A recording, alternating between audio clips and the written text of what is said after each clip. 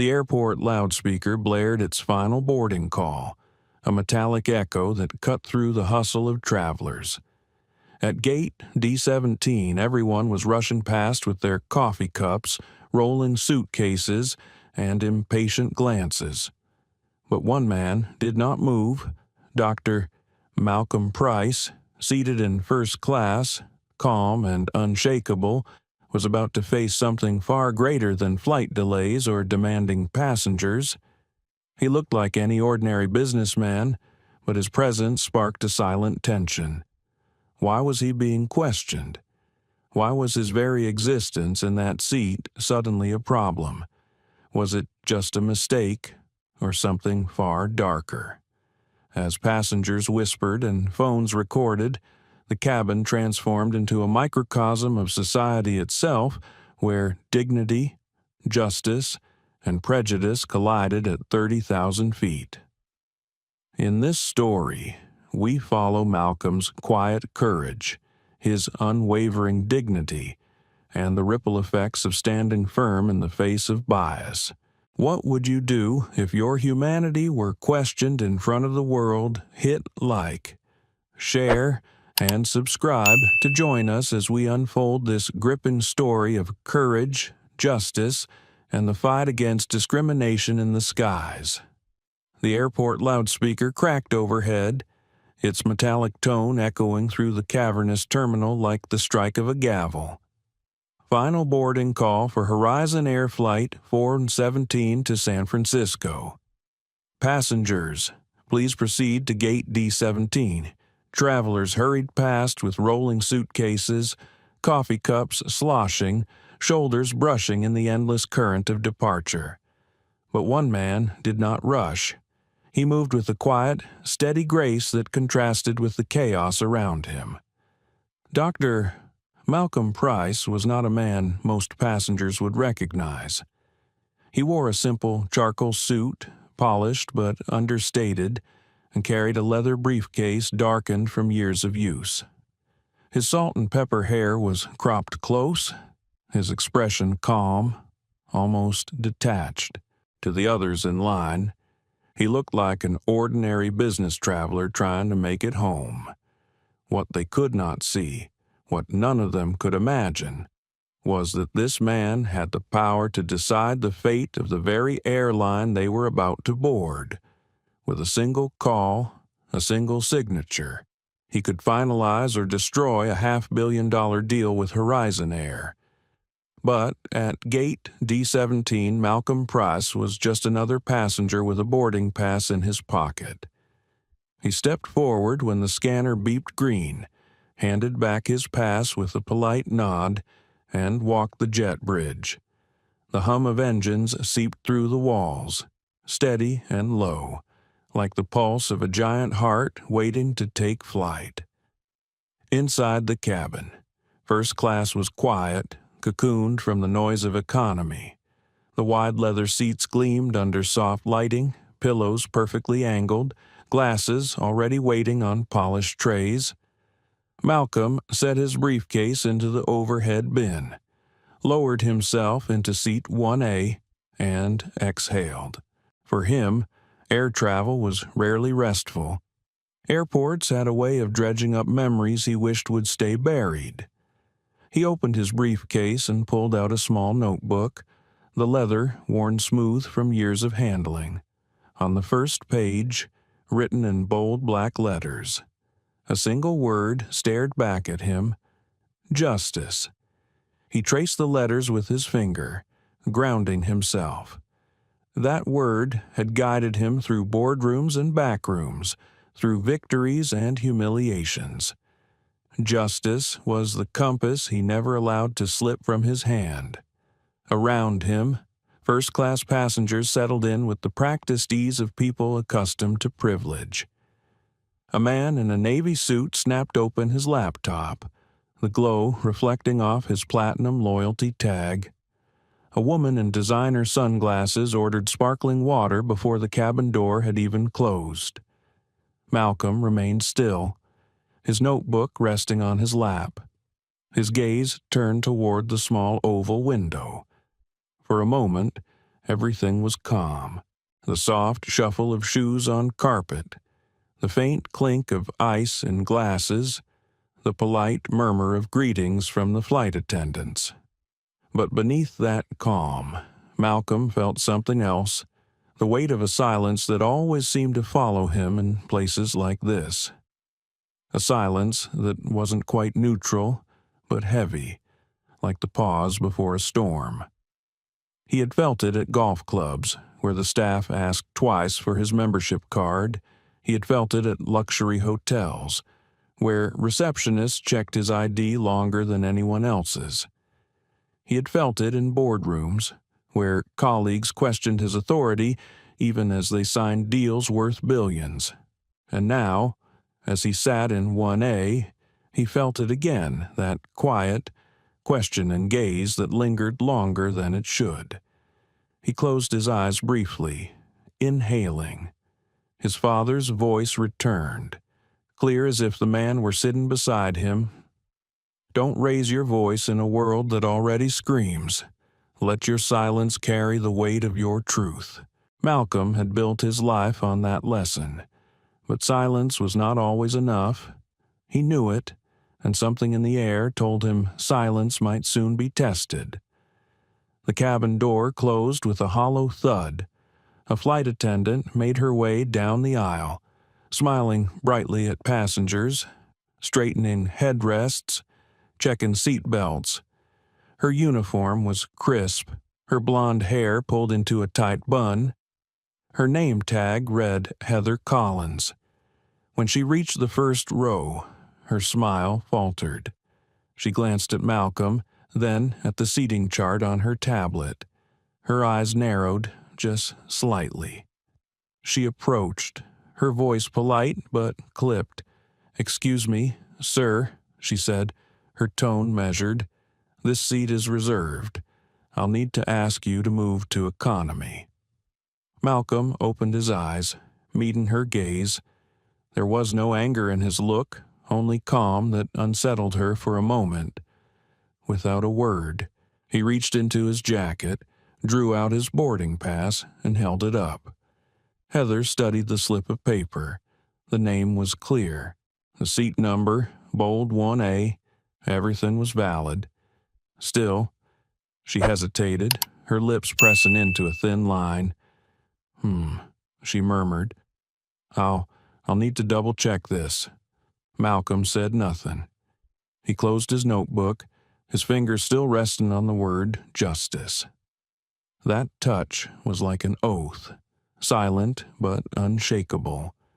Across the aisle, a man in his early 50s leaned forward. His suit was sharp, his cufflinks glinting under the overhead light. Around his neck hung a lanyard with a Platinum Elite card that he flaunted like a badge of honor. "That's my seat," the man announced, his voice carrying easily through the cabin.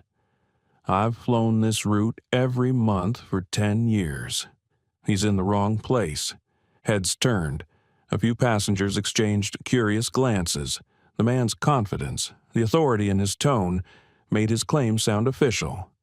Malcolm remained still, his gaze steady, his voice low but firm. "The pass says 1A. My name is on it. This is my seat." The man smirked, as though humored by the protest. "Yeah, sure, we'll see about that." Heather shifted uncomfortably, torn between procedure and perception. For an instant, she felt the pressure of every watching eye. Her training told her to de-escalate, to move swiftly before conflict grew. Yet something else, something unspoken, tilted her judgment. She looked at Malcolm as though his presence required more proof than paper. From the second row, a young woman with curly dark hair pulled out her phone. She spoke softly into the camera, her voice trembling but resolute. "There's discrimination happening right in front of me. Do you see this?" Her name was Maya Lopez, a law student traveling alone. She had learned in class that truth rarely speaks for itself. It needs witnesses. And in that moment, she decided she would be one. The cabin grew heavier, like air thickening before a thunderstorm. Some passengers turned back to their newspapers, pretending not to notice. Others leaned closer, sensing something bigger than a seating dispute. Bradley Turner, the platinum card holder, leaned back in his seat, a satisfied grin spreading across his face. "Let's not drag this out," he said loudly, "for everyone to hear. People like him don't belong here. Move along. We need to fly." The words landed sharp and cold, ripping the thin veil of politeness that usually governed first class. Malcolm drew a slow breath. His father's voice echoed again. His memories clawed forward. The endless moments of being told to prove himself, the humiliation hidden under procedure. Always the same script: prove you belong, but not this time. He lifted his gaze, his voice calm but weighted with iron. "Is it the color of my skin that makes you believe I don't belong in this seat?" The cabin froze. The storm had begun. The silence after Malcolm's words was heavy, like a courtroom where the jury had been struck dumb. Every passenger within earshot shifted uneasily in their seats. Some looked down at magazines they weren't really reading, while others stared openly at the man in 1A, waiting for what would happen next. Heather Collins, the flight attendant, adjusted her scarf, her professional smile trembling. She had dealt with angry passengers before, had calmed people who screamed over delays or demanded upgrades. But this was different. This man wasn't shouting. He wasn't threatening. He wasn't even moving. He sat still, hands folded on the notebook in his lap, and that stillness unnerved her more than any raised voice. She tried to reassert control. "Sir," she said, clearing her throat, "this isn't about the color of your skin. It's just that this seat has been flagged. I'll need to verify the payment card used for this ticket." Malcolm met her eyes, unblinking. His voice was calm, low enough that the quiet made everyone lean in to catch it. "Do you ask that of every passenger in first class, or only me?" Heather hesitated, her mouth open, but no words forming. For the briefest moment, guilt flickered in her eyes before she pressed it down. She knew people were watching, and the cameras made her skin prickle. The young woman in 2B, Maya Lopez, tilted her phone slightly to capture the exchange. Bradley Turner, still standing near his own bag, seized the opportunity. He puffed out his chest, holding his platinum card between two fingers like a weapon. "This is ridiculous," he said. "I've been a loyal customer for more than a decade. Everyone knows me on this route. I should be sitting there. He must have mixed something up." Malcolm did not flinch. He opened his boarding pass again, set it on the armrest where anyone could see, and let the silence do the talking. His name was clear. The seat number was printed boldly 1A. The proof was undeniable, yet somehow not enough. Passengers glanced at the ticket, then at Bradley, then back at Malcolm. The truth was obvious, but the question in the air was louder: whose word would the airline trust? Maya whispered into her phone, the glow of her live stream casting a faint light on her face. "Do you see this? His boarding pass is right there, but it's still not enough for them." Her voice shook, not from fear but from anger. Heather straightened her shoulders, as if reminding herself she was the authority in this cabin. "Sir, please understand," she said, raising her voice slightly. "When there's a discrepancy, it's our duty to resolve it. If you could just cooperate and move while we sort this out." Malcolm closed his notebook gently. his hand still resting on the cover where the word justice pressed through the leather. "You're asking me to surrender my seat when my documents are in order, while another passenger claims it without proof, and you call that procedure." Bradley laughed loudly, breaking the tension with a sound that grated like metal. "Procedure. Exactly. Don't make this about race, man. This is about standards. First class isn't for everyone. It's for people who've earned it." The words cut through the air. The last line hung especially heavy.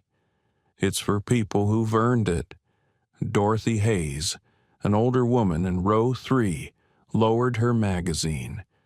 She had been watching quietly, her silver hair falling neatly around her face, her expression controlled.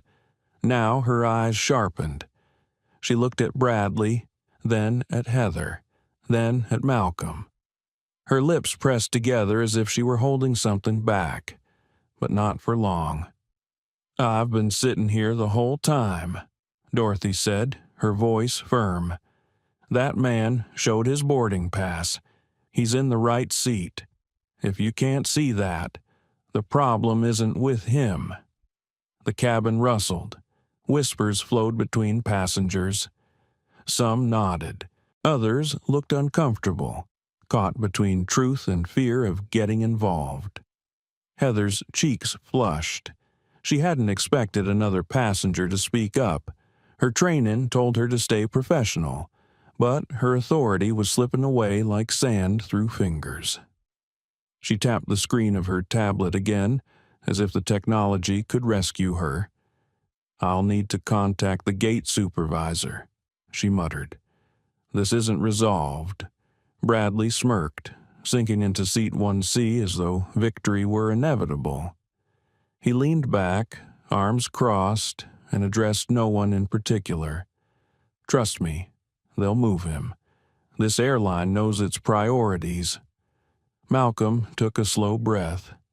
He thought of his father again, of the many times they had been told to wait, to step aside, to swallow indignity in silence.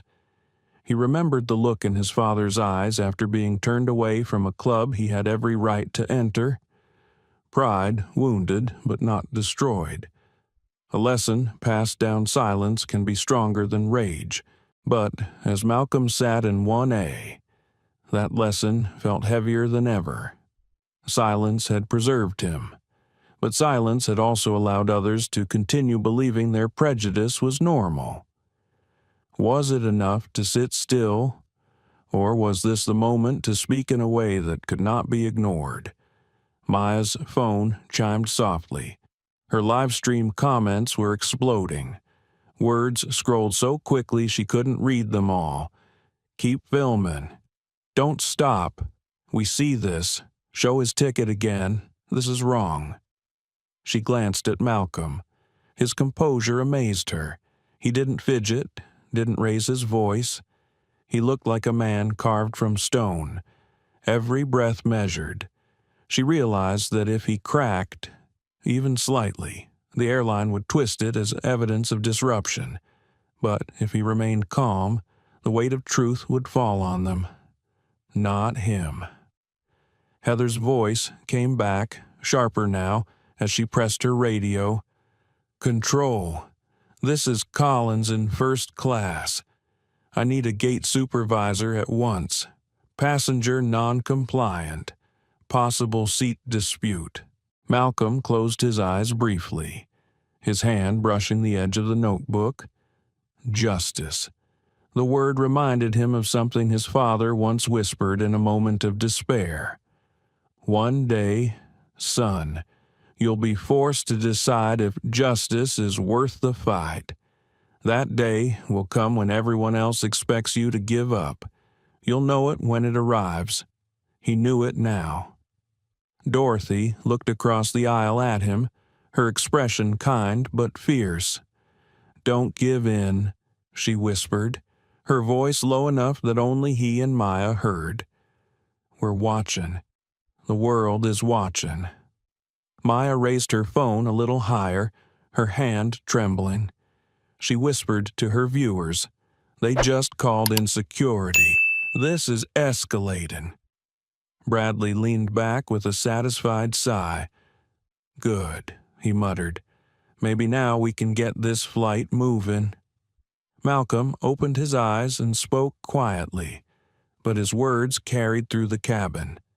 "If they want to call security, let them, but let it be clear to everyone here, and everyone watching, what they are calling security for. Not for disruption, not for danger, but for doubt. Doubt rooted in something no ticket, no document, will ever erase in their eyes." Heather froze, her radio still in hand. Bradley scoffed, rolling his eyes, but Maya's live stream caught every syllable. Her audience surged. Comments flooded. "This is powerful. He's right. Don't back down. No justice in seat OA." The plane had not yet left the ground, but already it felt like it was carrying a storm. The passengers were no longer just travelers. They were witnesses. And Malcolm Price, still seated in 1A, had become the center of a story none of them would forget. The sound of Heather's radio request still hung in the air when silence fell back over the cabin. It was not the comfortable silence of travelers preparing for a long flight, but the brittle quiet of people waiting for a verdict. The passengers in first class no longer hid behind their newspapers or pretended to sleep. Their eyes shifted between Malcolm Price, still seated firmly in 1A, and Bradley Turner, who sat smugly across the aisle as though the seat already belonged to him. Malcolm leaned back slightly, his posture relaxed but deliberate. Every movement seemed measured, purposeful, as though he knew that dozens of eyes and at least one camera phone were recording his every breath. He had faced boardrooms full of hostile executives and politicians bristling with skepticism. But this was different. This was not a contract dispute. This was not about numbers. This was about who was allowed to sit, who was allowed to exist without being questioned. Heather Collins paced a few feet away, her polished heels clicking against the carpet. She tried to maintain her composure, but her hands betrayed her, tightening into fists at her side. She glanced down at her tablet again, scrolling as though she might find some technical explanation that would justify what she had already set in motion. There was none. The manifest showed clearly Dr. Malcolm Price, seat 1A, confirmed. Yet she still couldn't shake the gnawing discomfort that somehow his presence disrupted the order of the cabin. Maya Lopez, seated in 2B, adjusted her phone discreetly. Her live stream had climbed past 5,000 viewers, and the comments flooded faster than she could read them. People were demanding proof. She angled the phone to catch the boarding pass that Malcolm had placed on the armrest. His name printed clearly, the seat unambiguous. She whispered into her mic, her tone urgent. "There it is. Seat 1A, paid, confirmed. And still they question him. Still they treat him like he doesn't belong." Bradley Turner leaned forward, clasping his hands together as though he were presiding over a meeting. He addressed Heather with the confidence of someone used to being obeyed. "Look, Heather, you're wasting everyone's time. He's not supposed to be here. I fly this route every month. I always sit in one of the first-row seats. Just move him back. Check the record later. The rest of us shouldn't have to wait." Malcolm turned his head slowly, his eyes locking on Bradley's. His voice was calm, but each word struck with precision. "You've flown this route many times, you say? Then you should know the rules as well as anyone.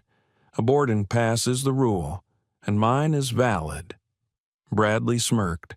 "It's not just about the paper. It's about trust. Status matters here. People know me. No one knows you." Dorothy Hayes in the row 3 let out a sharp breath, shaking her head. Status doesn't matter when the proof is right in front of us. You think your loyalty card gives you more right than his paid ticket. Bradley waved a hand dismissively, but the smugness on his face faltered for the first time. Dorothy's voice carried the weight of decades, the authority of someone who had seen too much to be swayed by arrogance. Heather stepped in again, her voice rising with forced confidence. "Let's not escalate this further.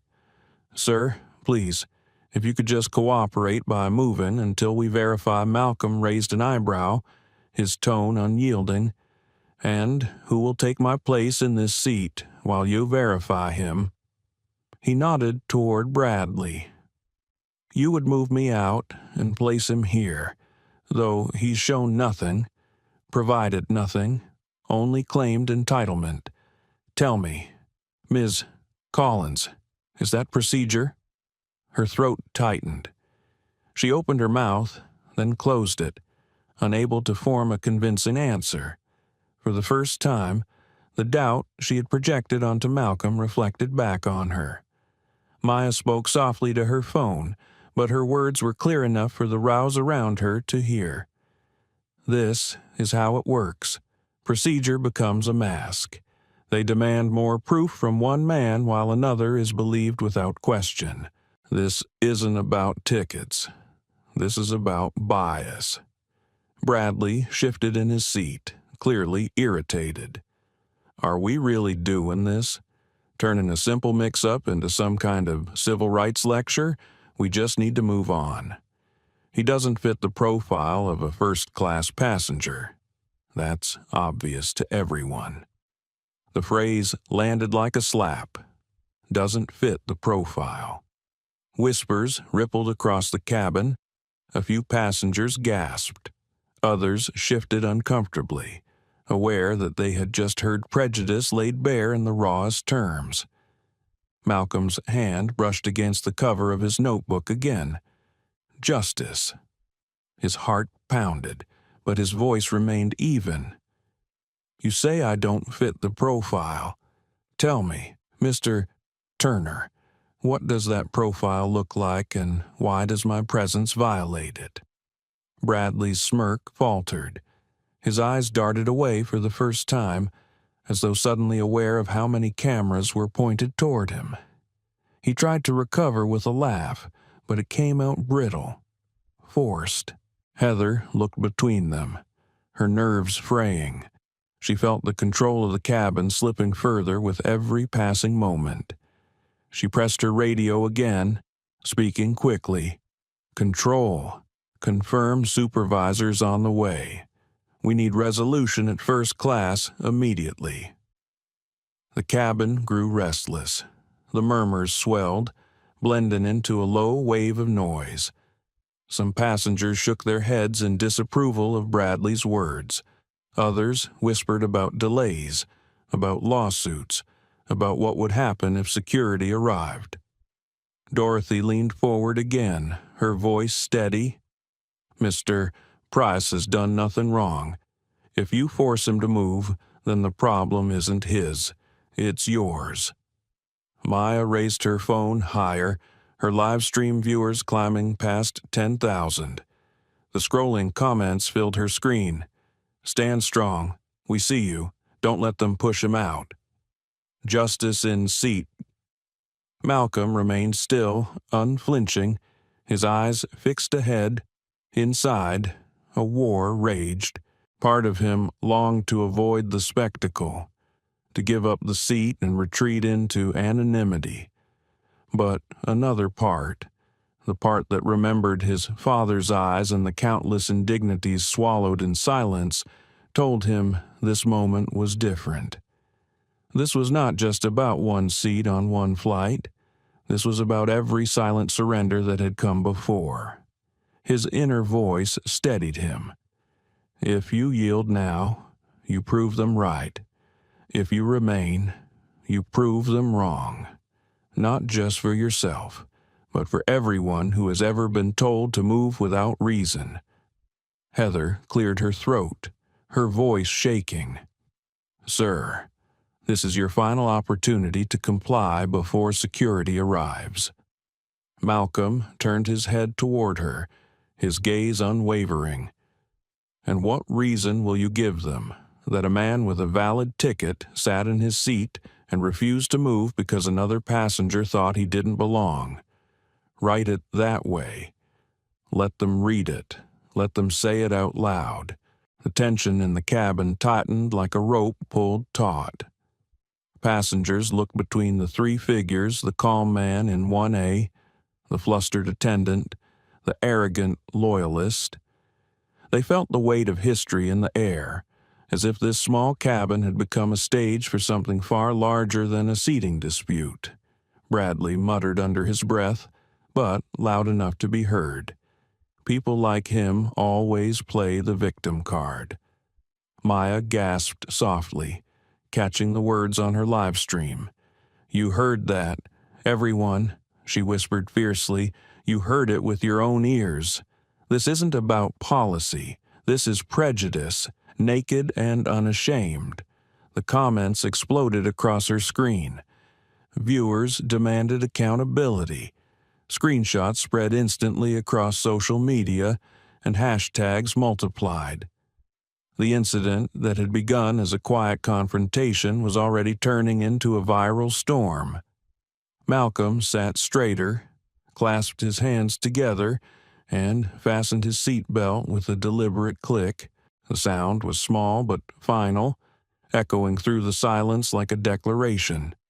He spoke clearly, his voice calm yet heavy. "Call them, Ms. Collins. Call security. If I stand today, then tomorrow any one of you could be forced to stand, and I will not surrender that right." The hush that followed was absolute. For the first time, Bradley Turner had no comeback. Heather's hand trembled as she held her radio. The storm had broken, and the passengers knew they were no longer flying in anonymity. They were witnesses to something that would not stay contained within this cabin. The cabin vibrated with a tension that seemed to hum through the leather seats and polished metal fixtures. No one reached for their magazines anymore. No one pretended to nap. Every passenger in first class felt the electricity in the air, as though lightning was about to strike inside the narrow space of the aircraft. Heather Collins kept her radio gripped tightly, her knuckles white.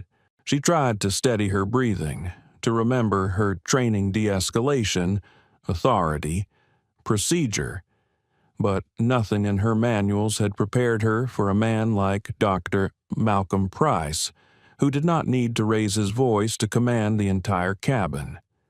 His stillness was unnerving, his refusal a mirror that reflected every insecurity back on her. "From 2B," Maya Lopez whispered into her phone, the glow of her live stream catching her determined expression. "They called security," she told her growing audience. "Now, more than 20,000 strong. He hasn't moved, hasn't raised his voice, hasn't broken a rule, and yet here we are. Watch what happens next. Don't look away."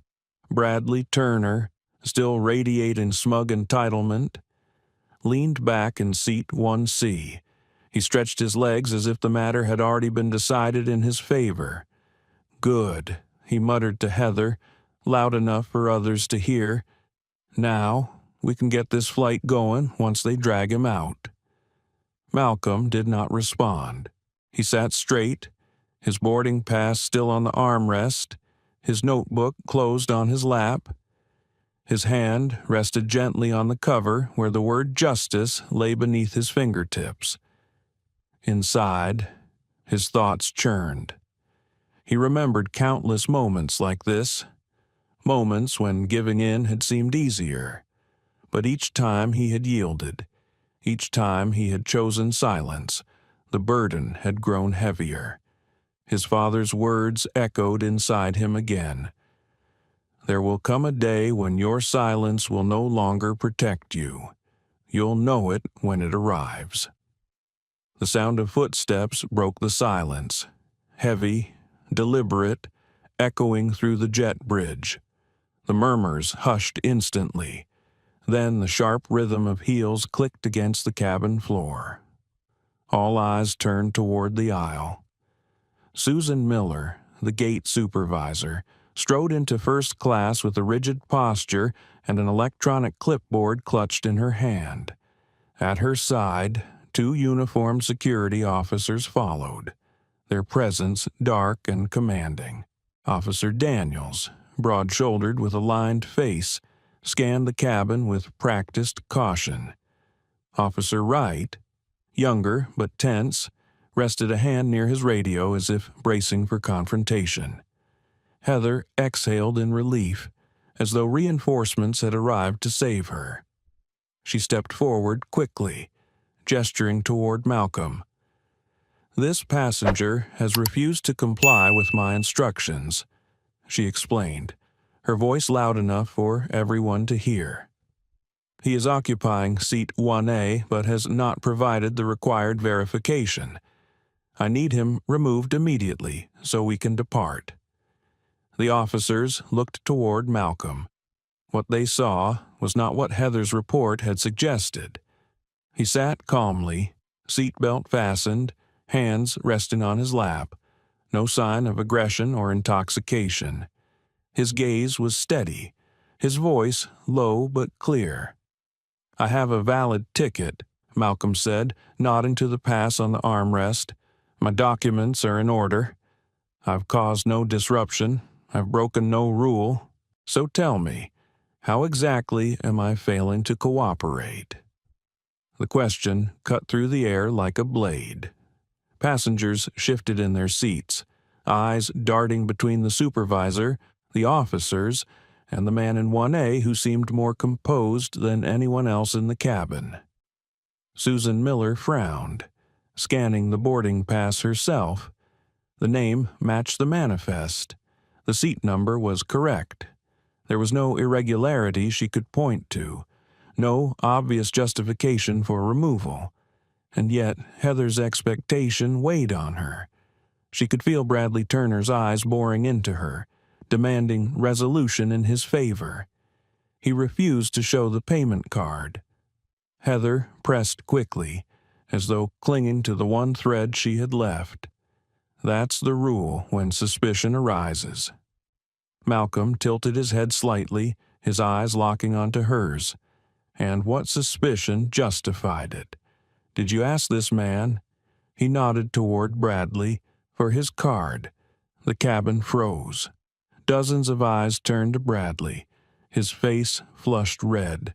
He forced a chuckle, his arrogance faltering. "That's different. I'm Platinum Elite. I've flown this route for years. Everyone knows me." Malcolm's voice deepened, resonant and unyielding. "And me. Because I don't look like the person you expect in this seat. I'm forced to prove more. That is not procedure. That is prejudice." The words rang like a verdict. A few passengers gasped softly. Dorothy Hayes, seated in row 3, spoke up with a trembling voice but firm conviction. "He's right. I've been here the whole time. He has shown his ticket. He has done nothing wrong. Maya's live stream viewers surged past 50,000. She whispered fiercely into her mic. "You hear it? You see it? The truth is right here. They can't hide it anymore." Officer Daniels shifted uncomfortably. He had seen his share of unruly passengers, drunken brawls, shouting matches. This was different. The man before him radiated calm, composure, dignity. Removing him would not look like security maintaining order. It would look like security enforcing injustice. Susan Miller straightened, her tone firm though, edged with unease. "Sir, if you do not vacate the seat, we will be forced to take action." Malcolm closed his eyes briefly, then tapped the cover of his notebook gently with one finger. Justice. He opened them again, sweeping his gaze across the cabin. "I will not leave this seat, because if I stand today, then tomorrow any one of you could be forced to stand, not for breaking a rule, but for breaking someone's expectation. And I refuse to feed that silence any longer." The silence that followed was absolute. Every passenger in first class held their breath. Dorothy Hayes clutched the armrest of her seat, tears brimming in her eyes. Maya's hands shook as she held her phone, her voice breaking with emotion as she whispered to her audience. "Did you hear that his words? This is history unfolding in front of us." Bradley slammed his hand on the armrest, his arrogance flaring in desperation. "Enough of this. Let the flight depart. Drag him out if you must. A man like him demanding 1A is laughable." The passengers gasped. The words, dripping with contempt, landed like poison in the air. Maya zoomed her camera closer on Malcolm's face. Comments exploded across her screen. "Unbelievable. He said that pure racism. Keep recording. Don't stop." Malcolm unfastened his seatbelt slowly. Every eye followed his movements, expecting surrender. But instead, he reached calmly into his jacket and withdrew a sleek black phone. He tapped the screen, then placed it on speaker. A male voice came through, clear and respectful. "Dr. Price, the board is awaiting your final decision on the Horizon Air deal. Shall we proceed with the vote?" Gasps rippled through the cabin. Susan Miller's face drained of color. Heather froze. Bradley's smugness shattered, replaced by sudden dread. Malcolm turned his gaze on Susan, his voice steady as stone. "You asked how I was failing to cooperate. Now I ask you, do you know who it is you're trying to remove from seat 1A? The cabin erupted with whispers, the reality dawning like thunder. Cameras tilted. Passengers murmured in disbelief. Maya's livestream chat exploded, hashtags flashing across her screen. Malcolm Price sat tall, unflinching, his presence no longer just that of a passenger. He was a man holding the fate of the airline in his hand, and the storm that had been building inside first class had just broken into the open sky. Gasps spread through the cabin like a wave crashing against the shore. The voice on Malcolm Price's phone still echoed in the air, every word a revelation. A corporate board waiting for his signal, a $500 million deal hanging in the balance. The passengers who had wondered if this was just another dispute over seating now understood the stakes were far greater. Susan Miller's grip on her clipboard tightened, her fingers trembling. She had dealt with entitled travelers before, with complaints and demands, with tempers that flared. But she had never stood at the center of something like this. The man in seat 1A was not only dignified but powerful. The calm in his voice was not weakness but authority, and the realization twisted in her chest she had misjudged him from the moment she walked in. Heather Collins stared at Malcolm as though seeing him for the first time. The word prejudice echoed in her mind, bouncing against the fragile excuses she had built. She wanted to cling to procedure, to rules, to the safety of her training manual. But none of those words would erase what the passengers had already witnessed. She saw it in their eyes. Her authority was crumbling. Bradley Turner, however, refused to yield. He leaned forward, his face flushed, his voice dripping with disbelief. "Are you threatening us? Dr. Price, is that what this is, using your money to bully the airline?" Malcolm's gaze shifted slowly toward him. His tone was calm, even, but heavy as iron. "No, Mr. Turner, this is not a threat.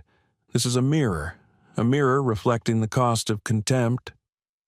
You believe loyalty status buys you dignity. I am here to tell you dignity is not for sale. Not mine. Not anyone's." The cabin erupted into murmurs. Some passengers clapped softly, almost hesitantly, while others shook their heads in disbelief. Dorothy Hayes pressed a trembling hand to her chest, her eyes shining with tears. "He's right," she whispered to no one in particular. "God help me. He's right."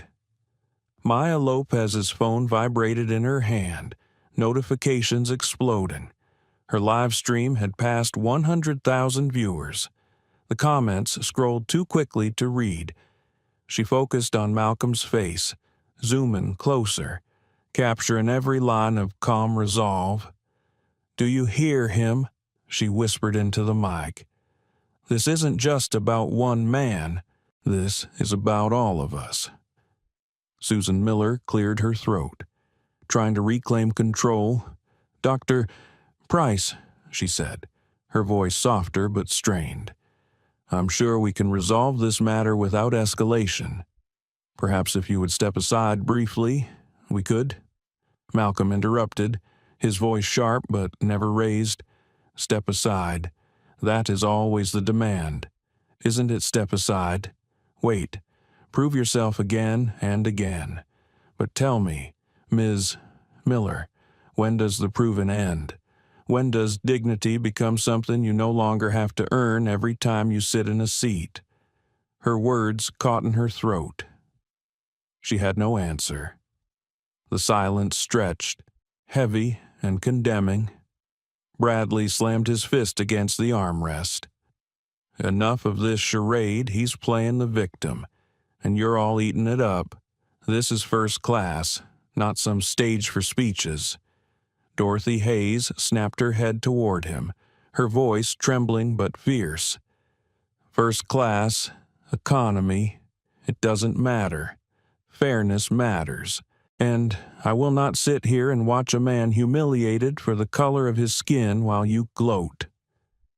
Gasps filled the air. Some passengers nodded, their courage rising with hers.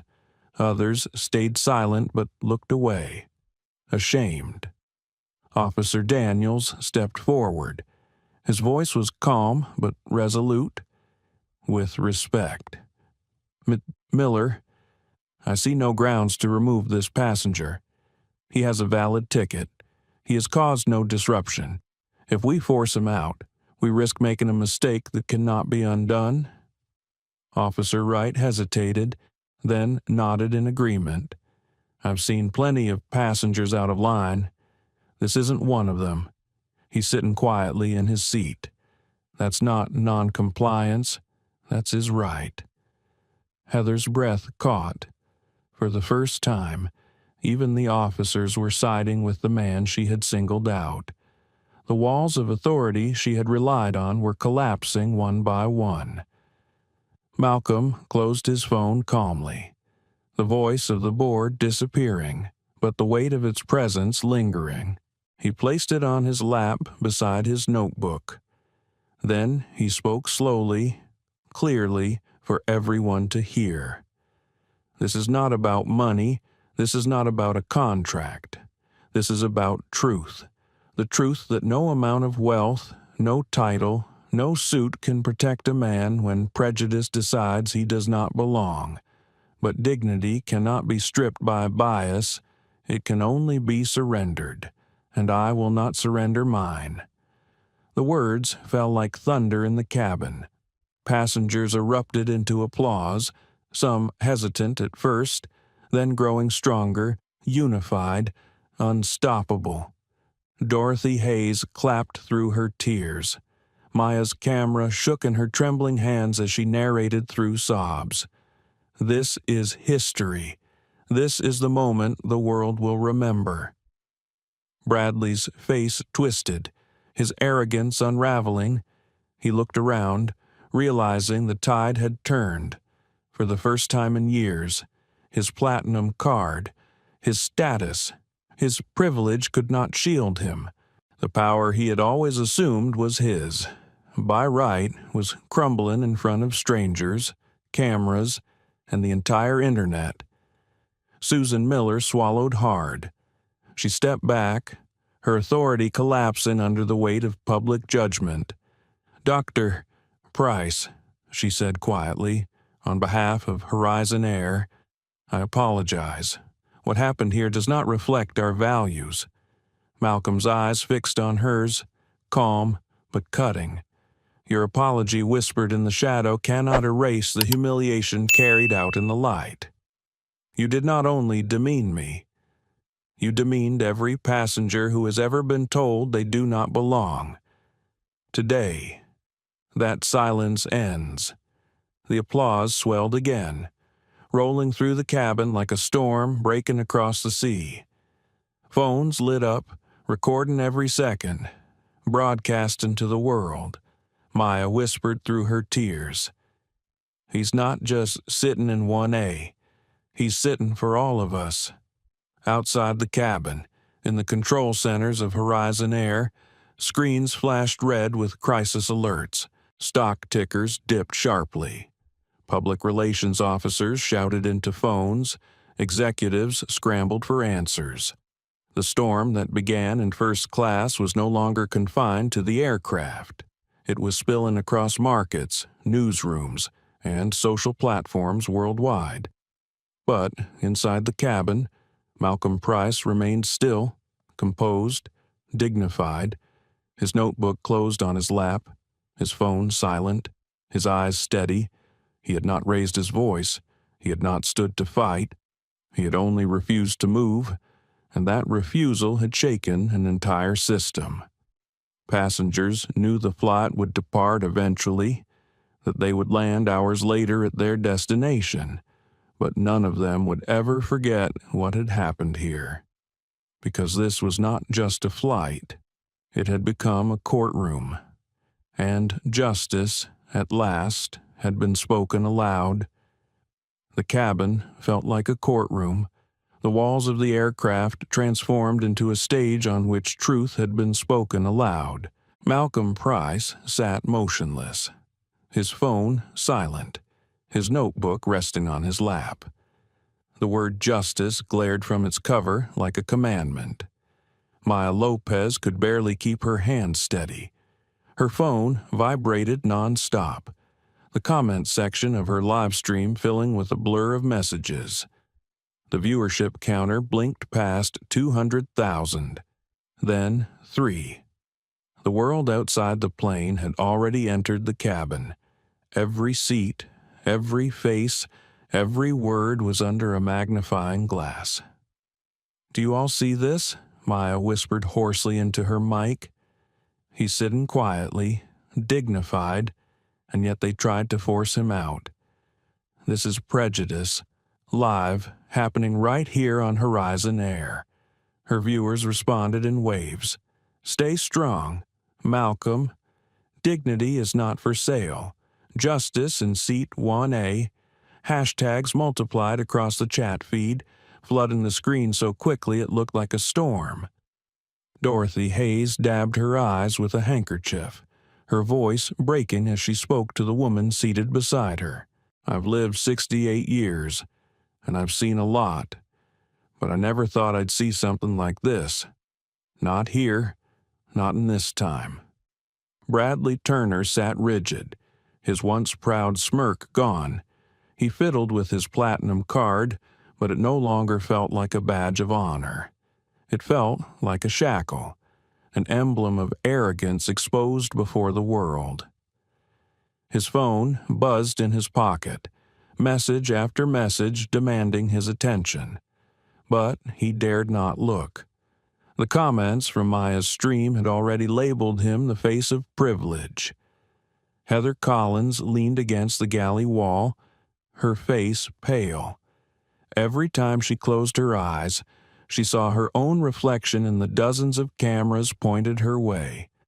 Her voice from minutes earlier echoed in her head like a verdict she wished she could take back. "You need to verify. You don't belong here." She tried to steady her breathing, but guilt pressed down heavy on her chest. Susan Miller attempted to regain control. her clipboard clutched tightly. She stepped forward, forcing a smile that fooled no one. "Ladies and gentlemen," she began, her voice wavering, "this situation is being resolved. Please remain calm. We will continue boarding shortly." But her words fell flat. The passengers had already seen too much. They knew they were not just on a flight. They were part of something larger. Cameras kept rolling. Whispers spread. Truth was being recorded in real time, and no corporate spin could erase it. Malcolm lifted his gaze, looking around the cabin. His voice carried without effort, quiet but resonant. The silence of others has always been the shield of prejudice. Today, silence is no longer an option. Applause rippled again through the cabin, stronger this time. Some passengers clapped, others nodded. Even those who had stayed quiet before now felt the pull of his words. They were no longer just travelers, they were witnesses. In Maya's live stream, the viewership counter leapt past 500,000. News agencies were joining the feed, reposting clips, blasting the story across social media. CNN, BBC, Reuters, their names flashed in the comments as their teams confirmed they were already rebroadcasting the footage. At Horizon Air headquarters in Chicago, a wall of screens lit up red with alerts. Stock tickers plunged as shares dipped 5, then 8% within minutes. In the operations control room, the head of communications barked orders into a phone. "This is spreading like wildfire. Hashtags are trending worldwide. Justice in one eye. Dignity not for sale. We've lost control of the narrative." CEO Richard Coleman paced his office, his tie loosened, sweat beading at his temples. "How bad is it?" he demanded. "Sir, it's catastrophic," an aide replied, clutching a tablet. "Livestream viewers just hit 1 million. The markets are reacting. Our biggest investors are calling non-stop." Coleman froze, his face blanching. He knew which investor they meant. He knew exactly who sat in seat 1A. The deal they had spent months negotiating, the merger worth $500 million, was suddenly hanging by a thread. Back in the cabin, Officer Daniels leaned toward Susan Miller. His voice was low but firm. "Ma'am, with respect, if we escalate further, this will explode beyond repair. The passenger has done nothing wrong. Forcing him out would be indefensible." Officer Wright nodded. "We'd be putting ourselves in the middle of a viral storm, and I'm not risking my badge for a mistake like that." Susan's lips pressed into a thin line. She understood now that she was cornered. The authority she had wielded minutes earlier was gone. The cabin no longer belonged to her. It belonged to the truth. Bradley Turner tried once more, his voice desperate. "You're all letting him manipulate you. This is about class, about standards. If we let anyone just sit here, what's the point of status?" Dorothy Hayes turned sharply toward him, her eyes blazing. "Class standards. You mean skin color? Let's call it what it is. And I won't be silent." Gasps spread. A few passengers applauded. Maya zoomed her camera in on Dorothy, her voice trembling. "Did you hear her? She said it. She said what we're all thinking." Malcolm closed his eyes briefly, listening to the surge of voices around him. When he opened them, his gaze was calm, unshaken. He spoke slowly, deliberately. "This is not about one man. This is about everyone who has ever been told to prove they belong, while others are believed without question. Today, that ends." The cabin roared with applause. It was no longer scattered, hesitant. It was unified, thunderous, undeniable. At that very moment, Maya's phone lit up with a notification. She gasped aloud, tears springing to her eyes. CNN has joined the stream, she whispered. BBC is rebroadcasting. The world is watching. The passengers looked at one another, their expressions stunned. They realized they were no longer an audience. They were part of a global broadcast, their every reaction a piece of history unfolding live. Heather covered her face with her hands, her voice breaking into a whisper. "What have I done?" Bradley slumped in his seat, the weight of humiliation pressing down. He pulled out his phone at last, his hand trembling. The screen glowed with notifications. Headlines screamed his name. Messages from his company, his clients, his friends, all demanding explanations. His reputation, once untouchable, was crumbling in real time. Susan Miller stood frozen, clipboard limp in her hand. She thought of her years of service, her belief in order, her reliance on procedure. And now she realized that the very system she had defended had betrayed her. Malcolm remained still, his presence unyielding. He tapped his notebook lightly, as though underlining the word etched on its cover. "Justice," he whispered, not for the cameras but for himself. "Justice is not a gift. It is a right." Maya's camera caught the whisper. Her viewers erupted in the comments. "Say it again. Justice is not a gift. Justice is a right." The storm had broken fully now. It was no longer confined to the plane, no longer a dispute over a seat. It was a reckoning, sweeping across the skies and into the world below. And Malcolm Price, calm and resolute, had become its unwilling lightning strike. The aircraft had become more than a cabin. It was a stage, a tribunal, a mirror reflecting truths long buried under routine and silence. Every light from a phone camera glowed like a star, and together they illuminated the injustice that had unfolded in seat 1A. Dr. Malcolm Price sat quietly, his posture straight, his hands resting on his closed notebook. The word justice beneath his fingertips was more than ink.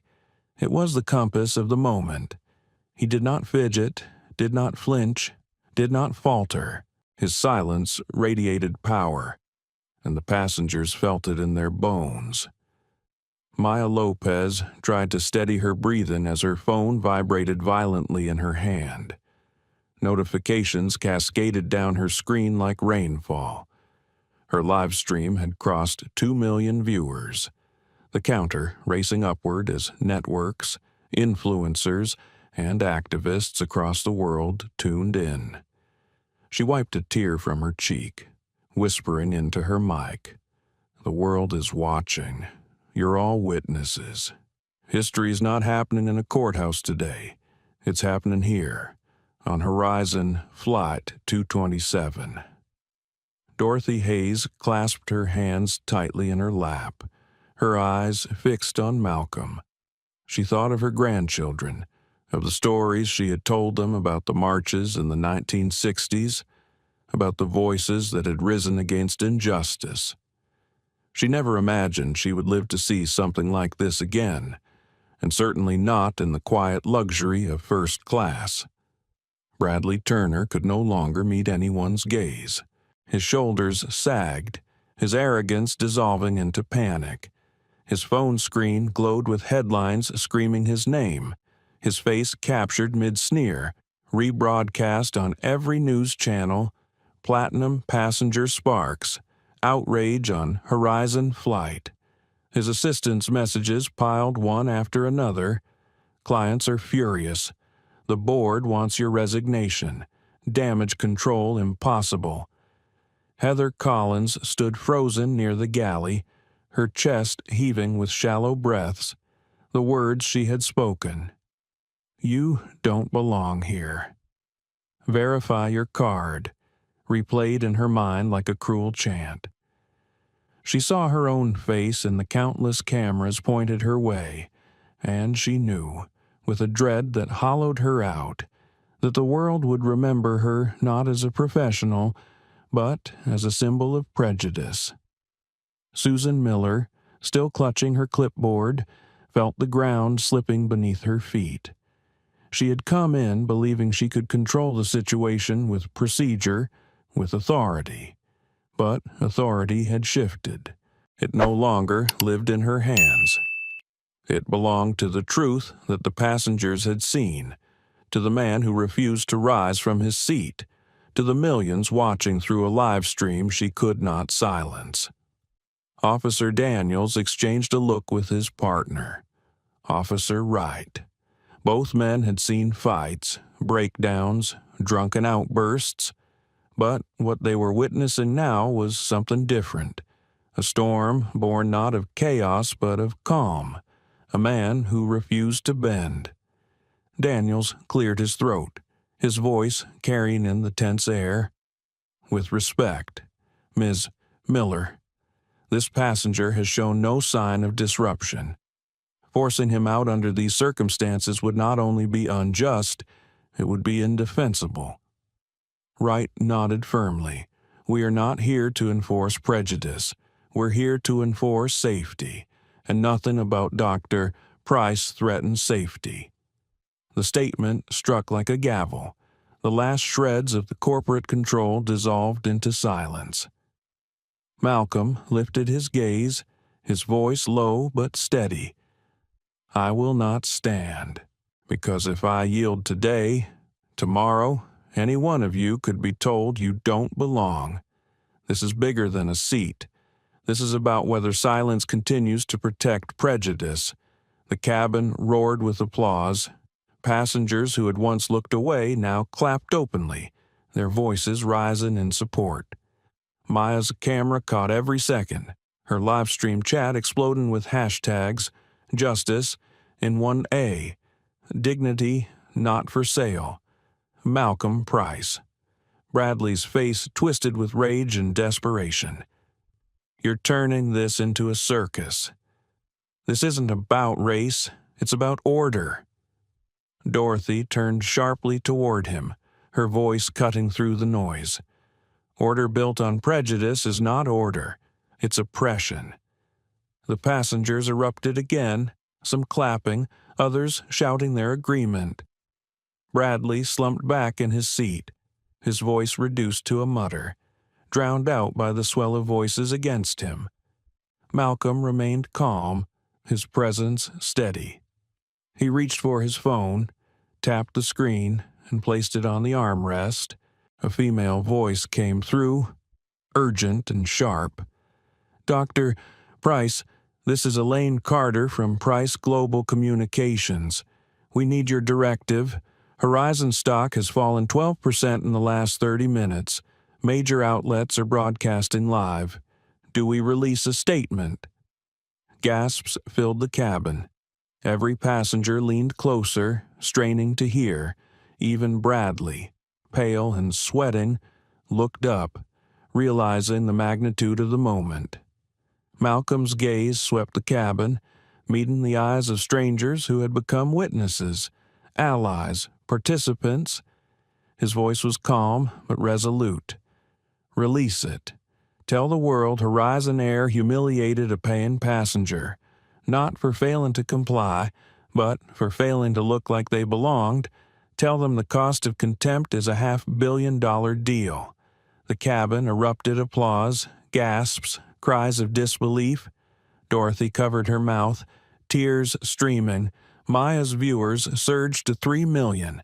The chat a blur of capital letters and fire emojis. Susan Miller staggered back, her face ghostly pale. Heather shook her head in denial, whispering, No, no, this can't be happening. Bradley gripped his head, his phone slipping from his trembling hands. On the screen, a headline glared Major Client's cut ties with Turner. His career, built on arrogance and privilege, was crumbling before his eyes. At Horizon Air headquarters, Richard Coleman slammed his hand against his desk, the sound echoing through the room of frantic executives. We are hemorrhaging value. Fix this, he barked, but his advisors shook their heads. Sir, this isn't a press release problem. This is systemic, and the world is watching. Back on the plane. Malcolm leaned back in his seat, closing his eyes briefly. He whispered softly, almost to himself, but the cabin still heard justice is not a negotiation. It is a right. The words settled over everyone like a verdict. Passengers nodded, some wiping tears, others filming with renewed determination. The storm had broken fully now, unstoppable, sweeping beyond the confines of first class, beyond the fuselage, into boardrooms, newsrooms, and living rooms around the globe, and Malcolm Price, silent yet unyielding, had become its living symbol. The captain's voice broke through the heavy air, calm but edged with tension. Ladies and gentlemen, we've been instructed to prepare for descent. Flight attendants, please ready the cabin for landing in Los Angeles. But no one reached for their tray tables. No one flipped through a magazine or adjusted their seats. The cabin was far from calm. It thrummed with the awareness that when the wheels touched the runway, the world would be waiting. Doctor. Malcolm Price kept his posture straight, eyes fixed on the window. Below the clouds, the sprawl of Los Angeles glimmered in the fading light. He knew what awaited him: cameras, microphones, crowds. The storm had already grown beyond the fuselage. By the time the plane's wheels hit tarmac, there would be no turning back. Maya Lopez's phone buzzed violently in her trembling hand. She whispered into her mic, her voice unsteady. 3.5 million watching now. CNN has rebroadcast the stream. BBC, Reuters, even Al Jazeera. The whole world is tuned in. Don't look away. This isn't just a flight anymore. This is justice at 30,000 feet. Dorothy Hayes clasped her hands together, whispering a prayer under her breath. Her voice cracked, but her eyes never left Malcolm. Lord, give him strength. He's carrying more than himself now. Bradley Turner slumped low in his seat, sweat slicking his forehead. His phone buzzed again, and this time he forced himself to look. Bradley, resign immediately. We cannot defend this. You're finished. The message from his company's board pulsed on the screen like a sentence carved in stone. His hand shook as he set the device down. The platinum card around his neck no longer felt like status. It felt like a noose. Heather Collins stood by the galley, tears streaking her face. She had stopped pretending to be composed. Each replay of her words online, each clip of her demanding verification, each shot of her dismissive glare burned like fire in her chest. She wanted to disappear, but the cabin had become an arena, and she knew she was already a symbol of what millions despised. Susan Miller attempted one last effort to salvage control. She stepped toward Malcolm, her voice hushed but urgent. Dr. Price, if you'll allow it, we can arrange a private exit upon landing, a rear door, discreet, away from the press. We can minimize the damage. Malcolm turned his gaze to her, his eyes calm but piercing. No, the truth does not leave through the back door. The truth walks out the front, in the light, where everyone can see. The passengers erupted in applause, some shouting words of encouragement. Dorothy wiped her tears, clapping firmly. Maya's live stream feed went wild, the chat scrolling faster than she could process. Front door, dignity, justice. Officer Daniels folded his arms, nodding with respect. That's the right call, he murmured. Truth doesn't hide. As the plane began its descent, turbulence rattled the cabin. The rumble of engines filled the silence. But the tension only grew heavier. The flight attendants moved mechanically, but their faces betrayed fear. They knew what awaited them outside. Malcolm closed his notebook, slipping it into his leather case. He placed his hand over it for a moment, steadying himself. The word justice burned in his mind like a beacon. He thought of his father's words, of moments when he had stepped aside, chosen silence, allowed himself to be dismissed. He had always told himself it was the cost of survival. But tonight, survival was no longer enough. Tonight demanded defiance. The landing gear screeched into place. The cabin jolted. Passengers gripped their armrests, not from fear of the descent, but from anticipation of what awaited. The roar of the engines rose as the wheels met the runway with a shuddering crash. Brakes screamed. The body of the aircraft shivered. And then, suddenly, there was silence. The plane slowed to a crawl. Outside, through the oval windows, the runway lights blazed against the darkening sky, but beyond the glass, shadows moved a crowd, flashes, barricades. The media storm was already waiting. "Ladies and gentlemen," the captain's voice returned, unusually grave. "Welcome to Los Angeles International Airport. Please remain seated until the aircraft has reached the gate."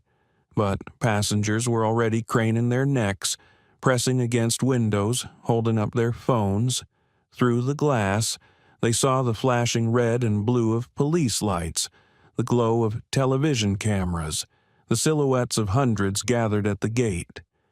Maya's phone nearly slipped from her hands as she gasped.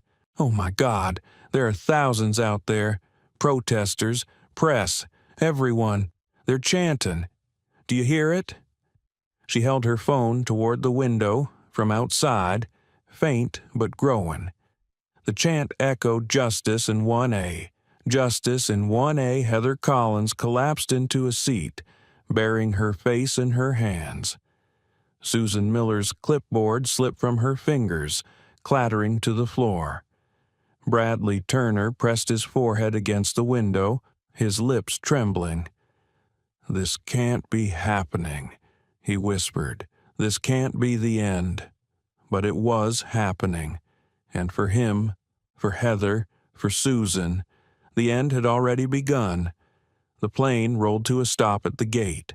The jet bridge connected with a heavy clang. Passengers sat frozen, breathless, eyes fixed on Malcolm. They knew what he would decide mattered not just for him, but for them, for the millions watching. Susan leaned closer, desperation etched in every line of her face. "Dr. Price, please, take the back exit. Spare yourself. Spare the airline." Malcolm unbuckled his seatbelt slowly, the metallic click echoing through the cabin like a verdict. He rose to his feet, adjusting his suit, his movements calm and deliberate. He looked at Susan, then at Heather, then at Bradley. His voice was steady, resonant, undeniable. "No, the truth does not slip out quietly. The truth walks with dignity. I will exit through the front, with every passenger, under every camera." The cabin erupted into cheers, applause shaking the walls of the plane. Dorothy Hayes sobbed openly, whispering, bless you for your courage." Maya's phone counter surged past 4 million. Her voice broke as she narrated. "He's standing. He's walking out through the front. The world is about to see." Officer Daniels stepped aside, offering a nod of respect. "Go ahead. Dr. Price, we've got your back." The cabin door swung open. Noise from outside crashed in like a wave chants. Cheers, camera shutters firing like gunshots, reporters shouting questions. The chants thundered louder, filling the cabin itself. "Justice in 1A, justice in 1A." Malcolm stepped into the aisle, his leather case in hand. His gaze was steady, his stride measured. Each step was heavy as stone, yet proud as a march. He reached the doorway, paused, then turned back to the passengers. "This is not about a seat," he said, his voice carrying over the roar. "This is about dignity, and dignity is not for sale." The passengers rose in unison, applauding, some with tears streaming down their faces. Maya's camera caught the moment, her voice breaking as she whispered, "Remember this. History is walking through that door." And then Malcolm stepped onto the jet bridge, into the blaze of lights, into the storm that waited beyond. The plane's tires hissed against the runway, a soft exhale that barely disturbed the storm brewing in the cabin. Every passenger remained tense, bodies rigid, eyes locked on Dr. Malcolm Price as though he carried the weight of the world in that quiet frame. Malcolm felt the vibrations through the floor, the hum of engines and life around him. Yet he sat as composed as ever, notebook closed on his lap, fingers tracing the edges absent-mindedly. Justice was not a word to him. It was a mandate. Heather Collins approached once again, her voice a careful whisper that belied the tremor beneath. "Sir, I'm going to need you to follow me. The gate supervisor is waiting." Malcolm lifted his eyes slowly, a calm that unsettled her further. "Heather," he said, each word deliberate, measured. "I'm not resisting, but I will not leave my seat without a valid reason. Not one invented out of prejudice, not one manufactured from fear." Bradley Turner, seated across the aisle, tensed visibly. He had expected a simple compliance, a minor inconvenience for Malcolm to accept, and the flight to proceed as planned. Instead, he found himself on the opposite side of a moral chasm, one he had no intention of crossing. His hands curled into fists, tapping rhythmically on the armrest. The arrogance that had carried him through business meetings, cocktail parties, and elite lounges now faltered under the quiet strength of Malcolm's unwavering presence. The intercom crackled, Susan Miller's voice firm yet edged with hesitation. "Malcolm, please understand, this is standard procedure. I need you to step aside while we verify seating assignments. This is routine." Malcolm's gaze swept the cabin, noting the faces of those recording, watching, breathing along with the tension. "Routine?" he asked, his voice soft but firm. "You call questioning a man's right to sit because of his appearance routine, because a passenger believes he is entitled to my place. This is routine." Heather's shoulders sagged imperceptibly. She wanted to respond, to appeal to authority, to find a loophole in policy that would allow her to regain control. Yet the words caught in her throat. She saw, finally, what the rest of the cabin had seen from the start. Malcolm Price was not simply a passenger. He was a mirror held up to their conscience, a lens magnifying the fragile, unspoken biases they carried within. Bradley Turner's face twisted in anger.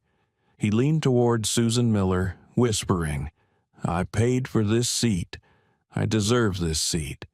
This is ridiculous." Susan hesitated, caught between the demands of a client and the truth glaring at her from seat 1A. She had been trained to de-escalate, to enforce rules without appearing cruel. Yet she felt the weight of Malcolm's dignity pressing down on her, a force she could not resist. Malcolm exhaled slowly, feeling the internal tide of patience and frustration clash within him. He knew every second in this seat was a message, every heartbeat a declaration. Leaving voluntarily under false pretenses would diminish the very concept of fairness he fought for in boardrooms and courts. His mind flickered to the executives waiting on the other side of the country, ready to sign a $500 million deal contingent upon his judgment. Every instinct screamed patience, control, strategy. Every principle whispered justice, fairness, dignity. Maya Lopez adjusted her camera with trembling hands, her whisper now almost a prayer. "The world is watching," she murmured into the mic. "He is not moving. They cannot make him move. Not like this. Not with justice on his side." Dorothy Hayes, whose hands were tightly clasped, spoke softly to herself, unaware that anyone else could hear. "How many times have I seen this? How many times has someone like him had to prove that they belong just by existing? This is not just a flight, this is history." The cabin crew gathered discreetly near the front, exchanging glances loaded with doubt. Heather felt the shift in their energy. The quiet acknowledgement that what they had assumed was procedure was instead an ethical minefield. Every order, every directive they had practiced for years now seemed hollow in the presence of Malcolm's quiet authority. Bradley Turner finally rose from his seat, attempting to assert the dominance he thought his money and status guaranteed him. "I am telling you," he barked, voice rising, "I will not be seated anywhere else. This man has no right to this seat." Malcolm remained seated, his eyes lifted to meet Bradley's, calm yet unyielding, and he spoke not with anger but with the weight of reason. "No one has the right to sit anywhere at the expense of another's dignity. Not you, not the airline, not anyone who confuses privilege for justice. This seat is not a battleground for entitlement. It is a space that should honor fairness." A hush fell over the cabin. Even the youngest passengers, the ones barely old enough to understand the complexities of race and privilege, sensed the gravity of the moment. Every whisper ceased. Every camera phone stayed pointed. Every soul seemed suspended in the same tense equilibrium Malcolm maintained. Heather Collins exhaled, feeling the first stirrings of self-reflection. She realized the irony of the situation. She had come into this cabin to enforce order and found herself confronting her own biases. She remembered her childhood, her family's lessons on kindness and equity, and wondered how she had strayed so far from those teachings in the sterile corridors of airline protocol. Bradley Turner's face reddened. He tried to argue, to reason with logic, but found the words clanging hollow in the charged atmosphere. The world outside, streaming through Maya's lens, was watching every second. He was not only accountable to the cabin, he was accountable to millions who had already judged his actions. Malcolm's mind, meanwhile, wandered briefly to the boardroom awaiting him across the country. The decision before him had shifted. It was no longer just a contract. It was a statement, a principle, a declaration of what mattered more: money or morality, convenience or conscience. Every fiber of his being insisted he remain seated, remain dignified, remain unshaken. The plane's wheels slowed, the engines cooling as the cabin prepared for landing. Malcolm Price remained seated, unwavering, a beacon of integrity. Every glance, every whisper, every camera caught him in this moment of moral reckoning. For the first time in her career, Heather Collins realized she could enforce a rule and still be on the wrong side of history. And, in that realization, the fight for fairness in Seat 1A crystallized into something far larger than anyone could have predicted. The world waited as the aircraft slowed, the city lights of Los Angeles stretching below, ready to witness the landing of a man who had refused to surrender his dignity, even at 30,000 feet. The cabin felt smaller than it actually was. The air conditioning hummed faintly. The only other sound, the subtle rustle of seat belts adjusting and the soft click of luggage bins. Yet it was not the physical space that confined them. It was the moral tension, the weight of every glance, every whisper, every judgment. Malcolm Price had become a pivot around which every sense of fairness and injustice turned, and everyone in first class felt the pressure, whether they admitted it or not. Heather Collins stood rigidly, one hand on the back of a chair, trying to summon authority from somewhere deep inside. Her training screamed at her to act, to enforce, to control the situation, but reality had a different voice. It told her that Malcolm was unmovable, not because of arrogance but because of certainty. He believed in his dignity. He believed in the rules as they were meant to protect, not to punish. Susan Miller appeared at the front of the cabin, clipboard in hand, the carefully maintained calm on her face beginning to crack.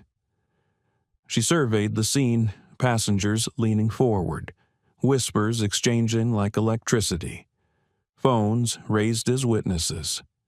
She opened her mouth, but no words came out for a moment. Then she tried again, her voice steady yet wavering. "Price, we need you to comply. There are procedures," and Malcolm's gaze lifted slowly. His eyes were sharp but patient, like a teacher addressing a classroom that refused to listen. "Procedures are only meaningful when they are applied fairly," he said. "When they are used as weapons, they are no longer rules. They are chains." Bradley Turner scoffed from across the aisle, his lips curling in contempt. "Chains. We're talking about a seat, not a revolution." His tone carried the entitlement of a man who had spent decades thinking his comfort was more important than anyone else's dignity.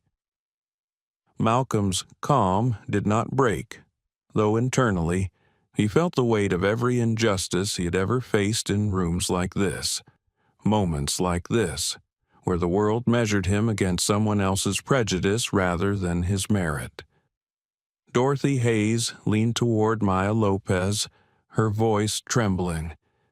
"Do you think they understand?" she whispered. Maya shook her head, her eyes glued to her screen, recording every flicker of Malcolm's expression. "They will," she said, "and if they don't, the world will." Inside Malcolm, a quiet storm brewed. He had spent years learning to navigate power without arrogance, to balance empathy with authority. But every subtle glance, every whispered assumption, every microaggression carved into the walls of his memory, he knew he had to remain calm. But the internal struggle was fierce. The question wasn't whether he should fight. It was how to maintain his dignity while exposing the injustice before him. How to turn this moment from humiliation into a teaching moment without letting anger dictate his actions. Heather's voice cut through the tension again. "Sir, please, you must understand our position. I'm only following orders." There was a trace of desperation in her tone, a flicker of recognition that she had underestimated the situation. Malcolm's gaze softened slightly, acknowledging her internal conflict. "I understand. Heather, I understand that sometimes following orders feels like the right path, but courage is doing the right thing, even when the path is difficult, even when you're told otherwise." Susan Miller tapped her pen against the clipboard, her face pale. She had been trained to enforce rules without emotion, to maintain order without hesitation, yet here, in this microcosm of humanity at 30,000 feet, She realized that the rules she loved were meaningless if they were applied without fairness. Her mind raced, considering protocol, considering liability, considering the optics of the cameras now broadcasting the confrontation to millions. Bradley Turner leaned back again, trying to mask his uncertainty with arrogance, but it didn't work. The gaze of Malcolm Price, calm and unwavering, exposed him, exposed the entitlement, the assumption, the centuries of habit that had led him to believe that comfort was his right at the expense of others' dignity. Dorothy Hayes placed her hand over her heart, whispering softly. She'd grown up learning to stay silent in the face of unfairness. But watching Malcolm reminded her that dignity could be a weapon. Too, a force stronger than anger, stronger than entitlement. It was the way he carried himself, the patience in his voice, the unwavering belief that he deserved to be seen and heard like anyone else. Maya Lopez's live stream continued, her voice breaking slightly from the intensity of the moment. "Do not scroll past this," she whispered. "Do not ignore it. This is what courage looks like. This is what dignity looks like. This is what we should all fight for." Malcolm closed his eyes briefly, a deep breath passing through him. He felt the exhaustion from the endless struggle, the weight of being misunderstood, the history of every door that had been closed before him. And yet, he also felt a spark, a quiet, steady flame of resolve. He would not move. He would not bend. Not now. Not ever. As the plane taxied toward the gate, the silence of the cabin was thick with anticipation. Every passenger sensed that history was unfolding not in headlines yet, but in the small, intimate space between rows 1 and 2. Malcolm's internal dialogue wove between anger and patience, between memory and vision, between the pain of the past and the hope of transformation. This confrontation was bigger than a seat, bigger than the airline, bigger than any single individual. It was about the principle of being seen, of being acknowledged, of being treated with the dignity that belonged to every human being. Heather Collins adjusted her scarf again, her hands trembling. She had followed orders her entire career, had enforced rules that she believed were unassailable. But now she saw the flaw in the system, the human cost of rigid adherence without reflection. She wanted to speak, to apologize, to fix what she had unknowingly harmed. But the words caught in her throat. Malcolm's quiet strength left no room for confrontation with noise. It demanded reflection, introspection, honesty. Susan Miller finally exhaled, her shoulders dropping slightly. For the first time, she realized that protocol could be re-examined, that rules must serve justice, not convenience, that the courage of one man sitting quietly could illuminate the failure of an entire system. Bradley Turner shifted in his seat, unease gnawing at him despite his efforts to appear unconcerned. He looked at Malcolm, saw the unshakable certainty, and felt a creeping doubt. For the first time, he questioned whether entitlement alone could protect him. Malcolm, internal battle waging yet serene externally, let a small, almost imperceptible nod escape. He was not moving, he was not bending, and he would not be erased. Every fiber of his being radiated conviction, a quiet storm against the assumptions and fears of those around him. And the plane stood ready to dock, ready to let the world witness the inevitable showdown between dignity and prejudice, patience and entitlement, courage and fear. In this compressed space at 30,000 feet, history was not in a courthouse. It was in row 1, where one man refused to surrender what could never be taken from him. The overhead bins rattled faintly as a turbulence wave passed through the aircraft. It was nothing serious, just a reminder from the sky itself that the world continued outside their tiny, tense bubble. Inside, though, time seemed suspended, every second stretched, taut as a violin string, waiting for a note to break the tension. Dr. Malcolm Price sat in 1A, notebook closed, eyes steady on the aisle ahead. He could feel the subtle vibrations of phones in the hands of passengers documenting everything. He understood what they were capturing, not just his calm demeanor, but the unraveling of an old assumption, the quiet correction of a centuries-old pattern. Dignity was not performative. It was a choice, a stance, a declaration. Every fiber of his being conveyed that he would not bend to convenience, to fear, or to prejudice. Heather Collins shifted nervously, adjusting the collar of her uniform. She had enforced airline rules countless times, but never had she confronted the gap between policy and morality so starkly. The cabin had become a mirror, reflecting not just the injustice of a single act, but the complacency that allowed it. She wondered if she had ever acted out of blind habit, if she had ever chosen compliance over conscience.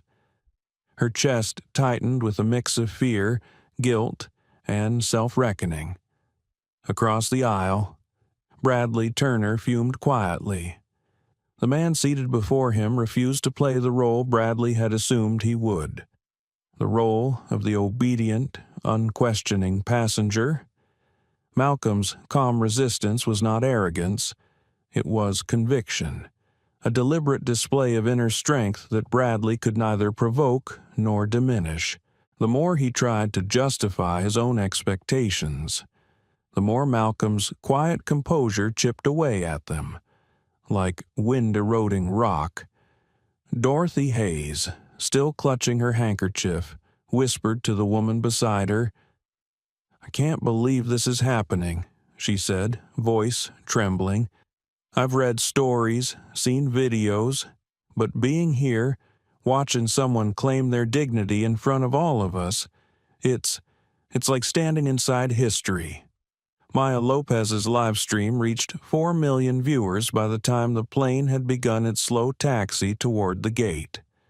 She could feel her heart pounding in her chest as she narrated, her voice breaking at times with the intensity of the moment. People are watching this, and they are learning that dignity is not negotiable. Look at him, just sitting there, not fighting, not shouting, just sitting. And yet he's changing the way everyone sees the world in these seats. Malcolm's internal struggle was quieter, but no less intense.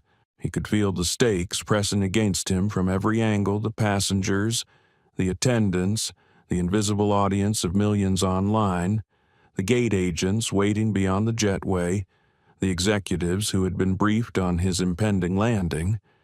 And yet, within that storm of expectation, he reminded himself why he had to hold fast. His mind flickered to his childhood, to the lessons his parents had instilled. Courage is measured not by volume, but by the willingness to stand when no one else does. Justice is not taken from others. It is claimed through quiet, relentless resolve. He thought of the corporate agreements that lay in his briefcase, the potential billions, the lives affected by his decisions. None of that mattered in the cabin at that moment. What mattered was the principle, the declaration that one man's presence could not be erased simply because it made others uncomfortable. His gaze swept the aisle once, meeting the eyes of several passengers who looked at him with a mix of curiosity, fear, and awe. Some were moved to tears, some were angry, some were simply silent, watching the unfolding testament of integrity. Heather Collins finally spoke, her voice small but firm, cutting through the tension like a fragile thread holding a balloon in place. "Sir, the gate staff is asking you to step off the plane for questioning." Malcolm's eyes, calm and piercing, met hers. He considered the request, the authority it implied, the implicit threat. He could comply, leave the plane, and allow the incident to fade like so many others. But compliance would be complicity, and he had learned, in every meeting, every negotiation, every personal battle, that complicity was the quiet killer of justice. "I will step off the plane," he said slowly, deliberately, but only under my terms, and only with my dignity intact. Heather's eyes widened. She had expected resistance, confrontation, perhaps even outbursts, but not this measured insistence, not this assertion of selfhood that left her questioning her own role in the system she had upheld.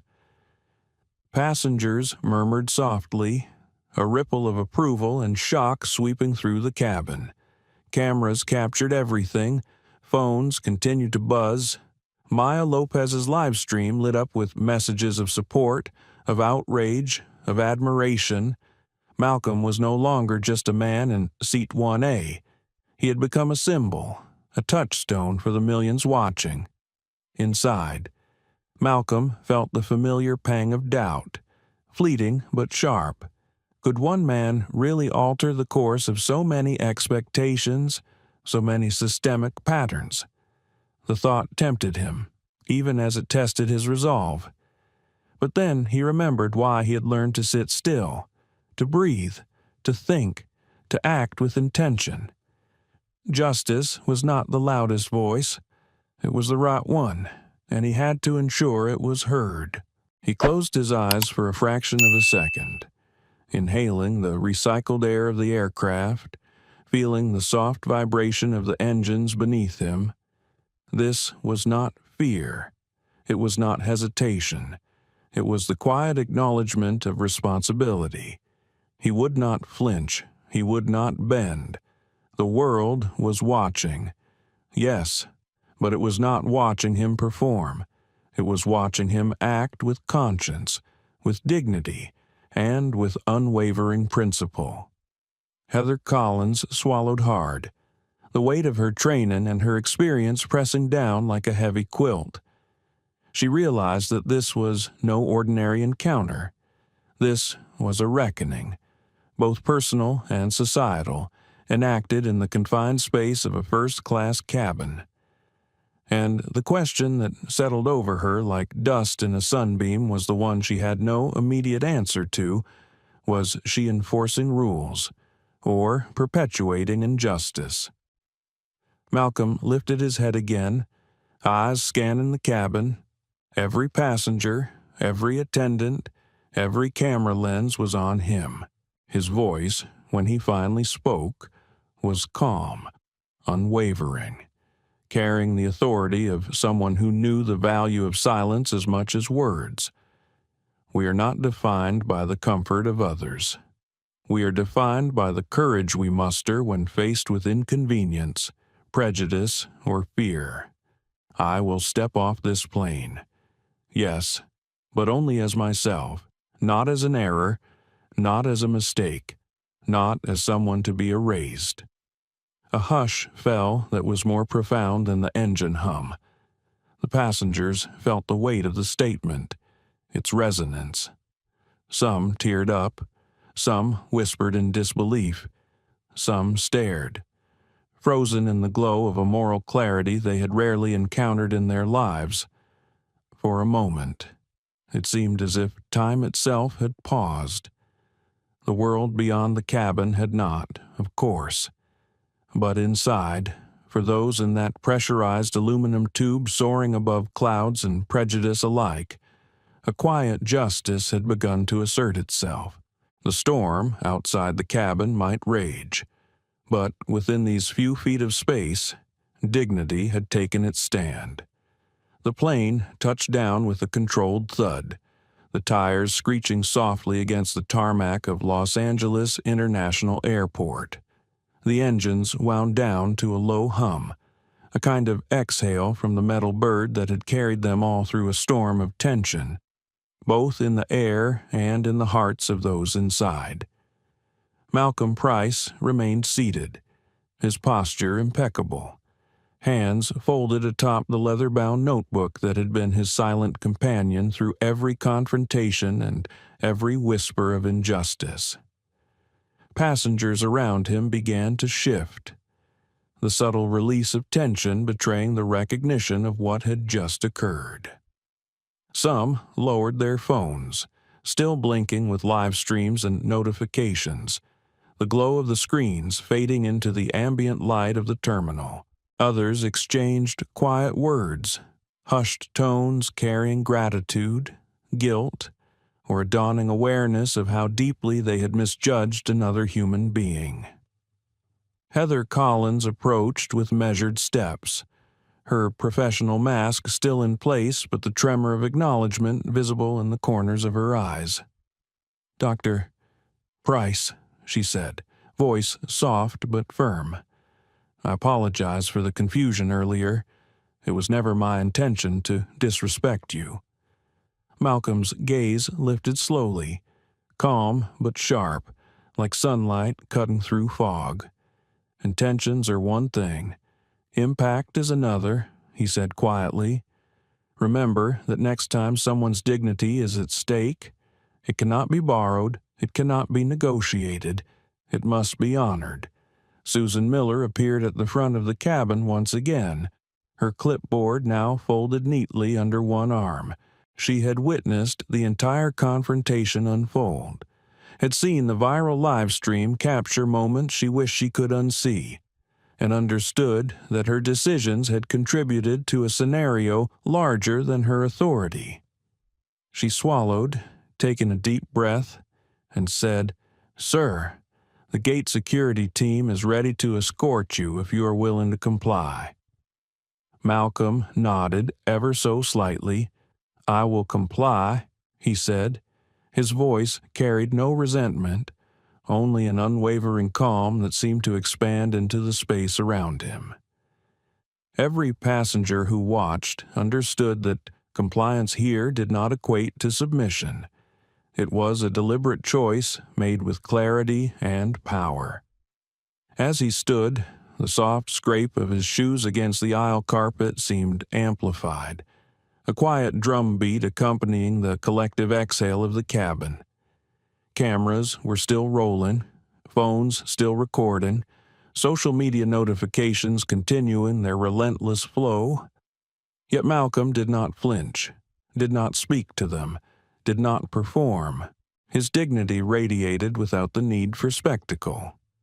Outside, a small crowd of airline personnel and airport security awaited, the hum of vehicles, luggage carts, and distant announcements forming a backdrop to the unfolding drama.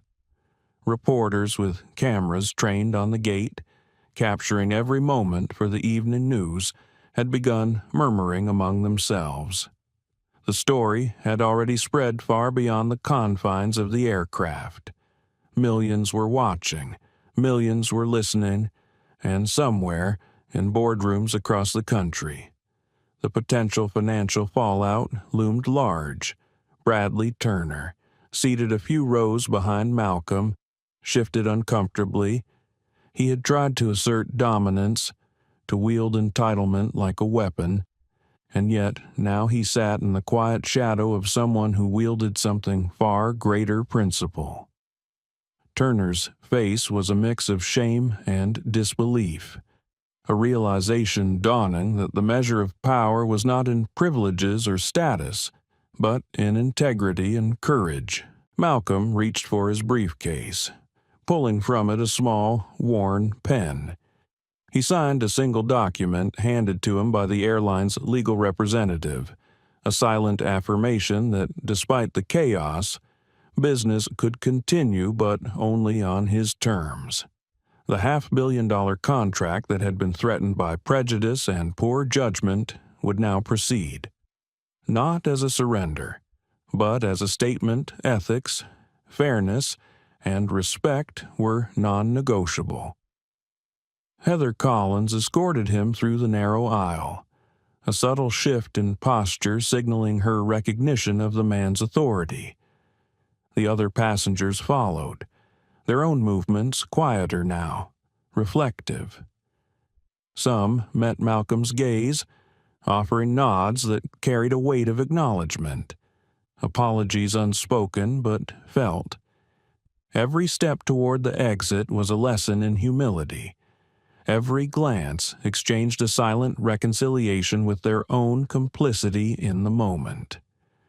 At the gate, Malcolm paused. He looked back once at the cabin, at the collection of faces, at the notebooks and phones capturing fragments of a lesson that could not be taught in any school. "Remember," he said softly, so only those nearest could hear.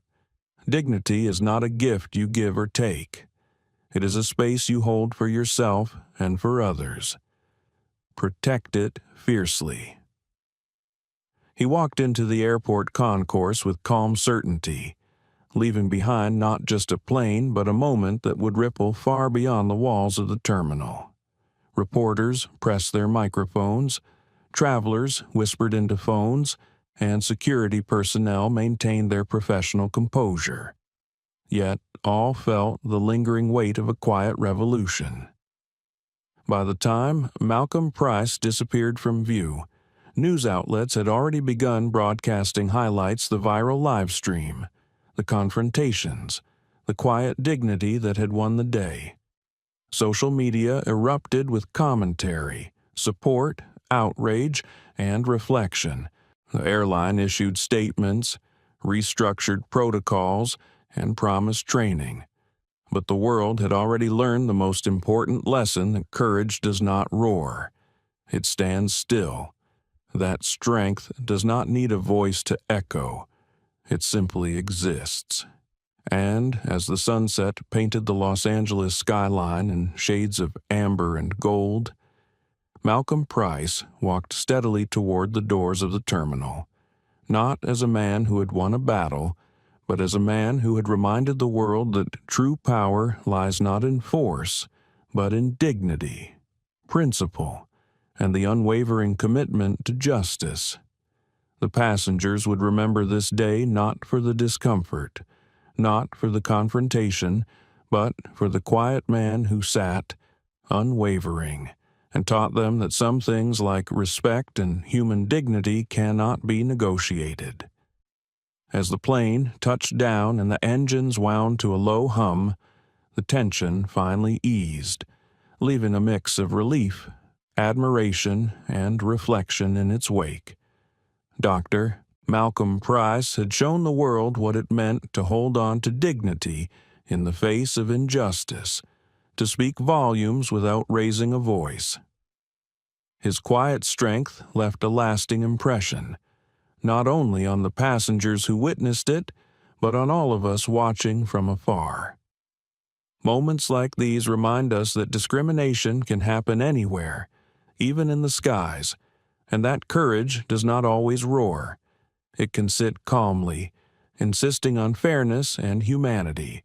It calls on each of us to reflect, to question, and to act when prejudice rears its head. We are all witnesses to the power of standing firm, and the ripple effects of one person's dignity can touch countless lives.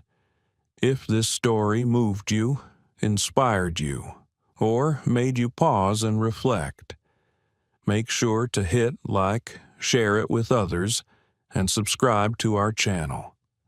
Stay with us, because the next story will continue to explore courage, justice, and the moments that remind us why humanity matters most